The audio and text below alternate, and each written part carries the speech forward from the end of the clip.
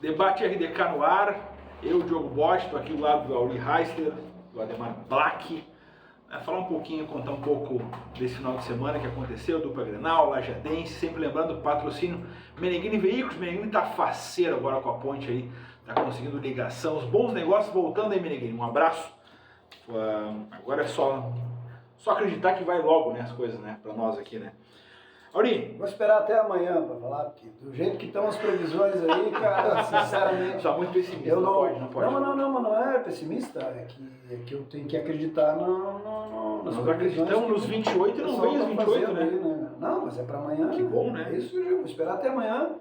Já não dá mais para fazer nenhuma grande programação para 2 ou 3 dias, né? Só tem que esperar, ver o que a chuva vai aprontar. Bom, mas vamos torcer. Não pode, né? A torcida é grande, né? A torcida é grande. A gente passe por isso.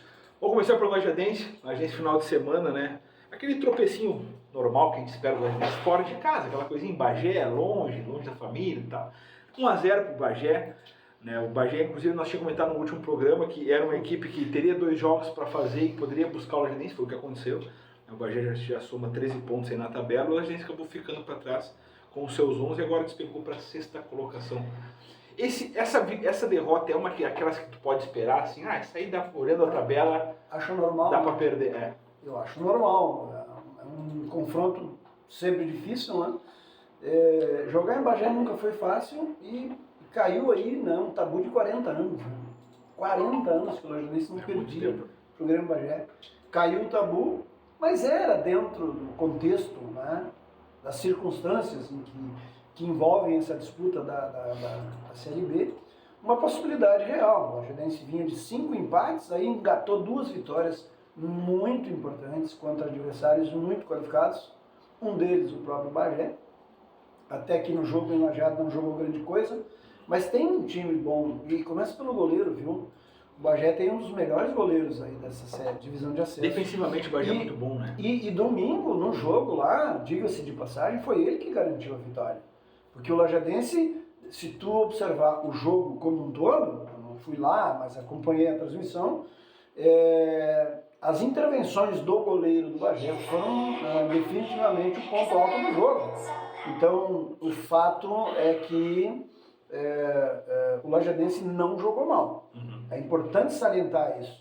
Aliás, o Lajadense manteve uma certa regularidade, uma certa média em qualidade de atuação, mas dessa vez as coisas não deram certo, né? Outro dia deu porque fez um gol meio maluco lá contra o Pelotas, outro dia deu porque, enfim, ganhou contrariando as expectativas do Inter de Santa Maria, mas dessa vez acabou não dando certo e, bom, faz parte, é do jogo, o Lajadense precisa... Tem que ganhar amanhã, né?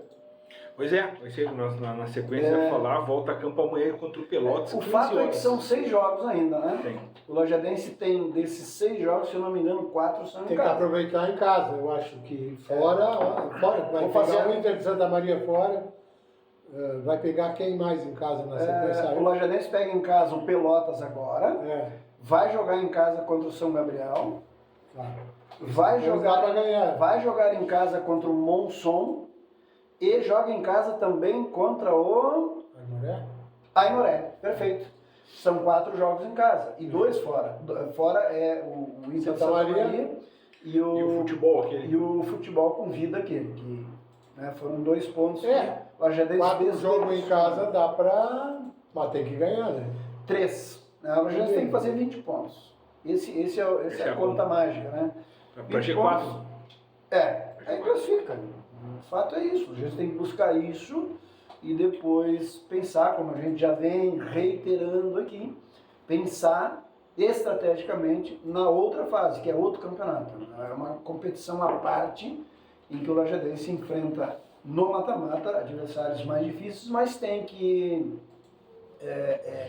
reforçar o time justamente com esse perfil de eliminatória, né? Mata-mata é outra competição.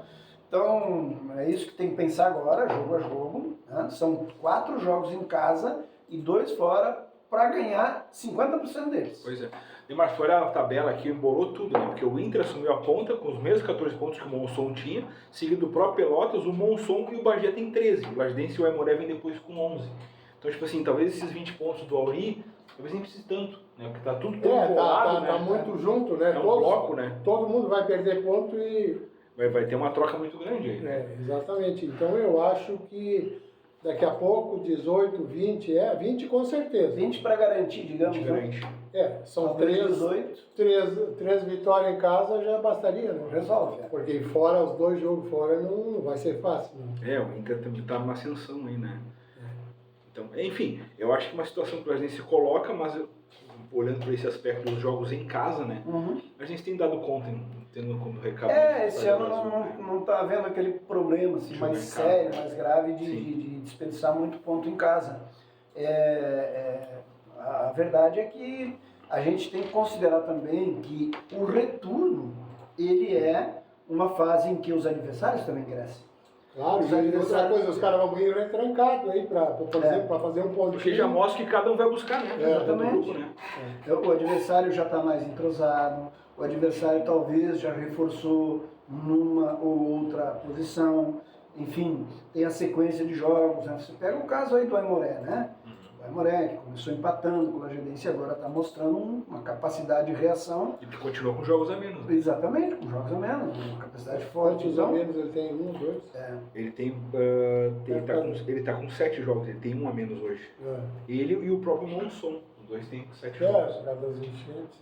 Né? Então o fato é que o retorno também ele se modifica em relação ao que aconteceu no primeiro turno. Não vai haver esse hiato que teve por causa das enchentes, vai ter uma sequência de jogos, pode haver aí, né, isso pode ajudar, mas também pode prejudicar, que a sequência, que são as lesões, as suspensões, enfim.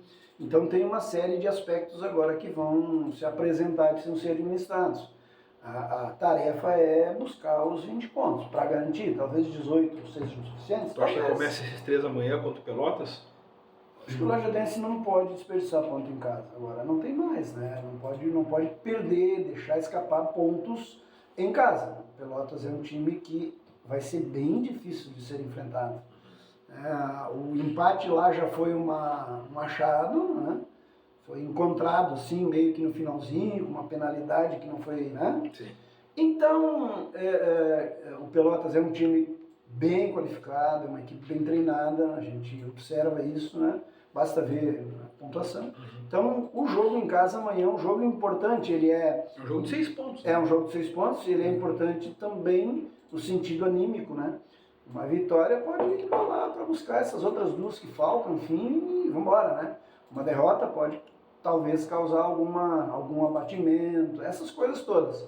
Então amanhã é dia do torcedor que está meio folgado aí por causa da chuva e tal, que não tem o que fazer às 3 horas da tarde, vá para o estádio para dar uma força que o Lajadense vai precisar. Acho que a arquibancada vai ser importante aí para ajudar o time. Demar palpite para amanhã? Eu acho também. Eu, na verdade, assim, palpite. Eu acho que é muito parelho os 2 times, né? Eu vi outro jogo, uma live aí que os caras passaram, e eu acho que, como o Auri falou, eu acho que o Lajadense achou um gol lá no fim, né? Mas foi muito importante. Não é que o Lajadense jogou mal, mas o Pelotas é um time bem qualificado, na minha opinião. E eu acho que dá para ganhar, meio no sofrimento, mas eu acho que dá para ganhar. Eu vou me apegar também no fato de que o Pelotas é um velho freguês. Né? Eu dizia antes daquele jogo lá... Aqui, né? Aqui principalmente. Lá também, Ademar, porque olha o que aconteceu lá, né, no jogo de ida. A Jadense tem trazido assim, resultados positivos com muita até facilidade de lá. Mas é aquela história, o Bagé eram 40 anos, né? E agora caiu. Então a gente também tá para ser quebrado. Não, o tabu, uma hora dessa ele cai. Mas o jogo é em casa. Vamos apostar que o fator local ajude, né?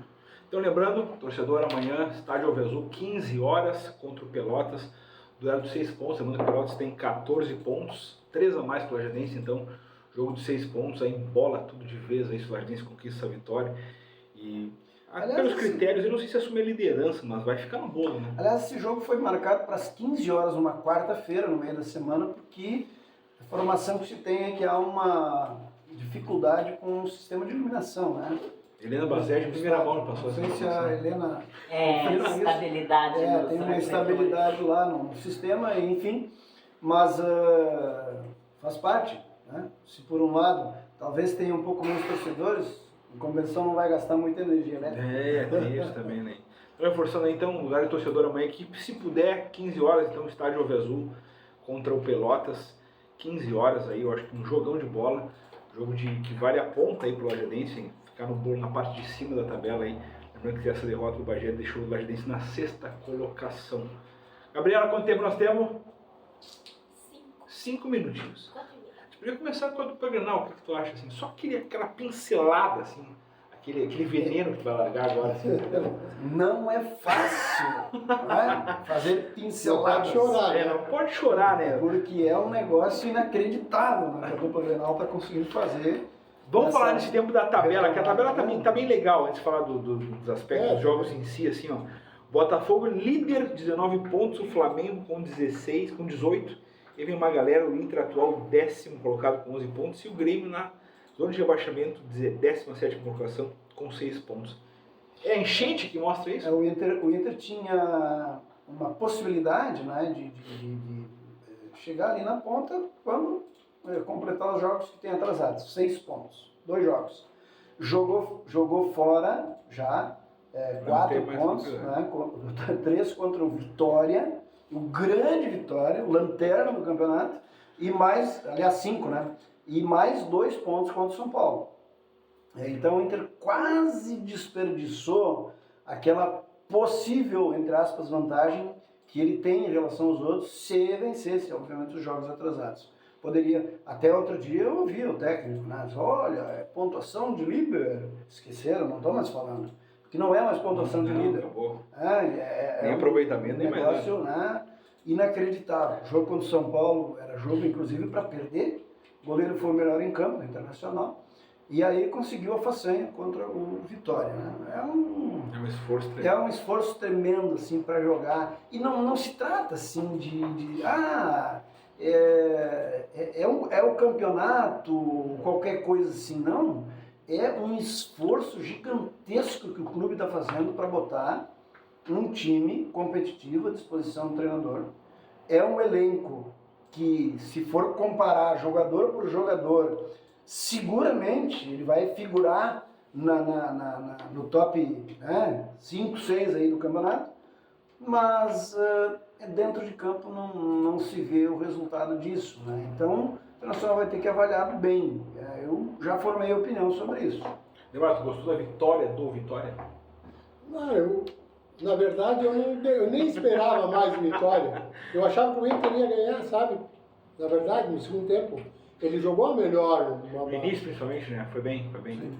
Mas o problema, assim, ó, é um lance meio... Foi um lance meio... Sei lá. Eu acho que o cara não tentou. Foi um escanteio, né? Foi. E a bola ficou ali... Enredada ali. Ficou sobrando e aí o cara... Mas o pênalti existiu porque o Internacional cedeu 3 escanteios. E outra coisa, aquele segundo gol do impedimento, ele foi por, não vou dizer assim centímetro, mas quase milímetro. Ah, sim. Porque, na verdade, assim, num primeiro momento se imaginou que não, que não estava impedido. Mas é assim, né? O VAR tem essa vamos dizer assim, essa condição de fornecer esses detalhes. Mas eu acho que, como colorado, como gremista, eu gostei, porque compensou um pouquinho a gozação por causa do outro. Depois do Grêmio, né? Brincadeira. Mas eu gostaria depois de falar algumas coisas sobre Vamos falar mais do Colorado também, do Grêmio. A gente vai chegando nesse primeiro bloco do RDK Debates. Depois do intervalo a gente volta mais com o Grêmio, com o Inter, com a tabela do brasileiro. E tem seleção brasileira também um pouquinho. Semana que vem tem o início da Copa América. Voltamos já. que dia.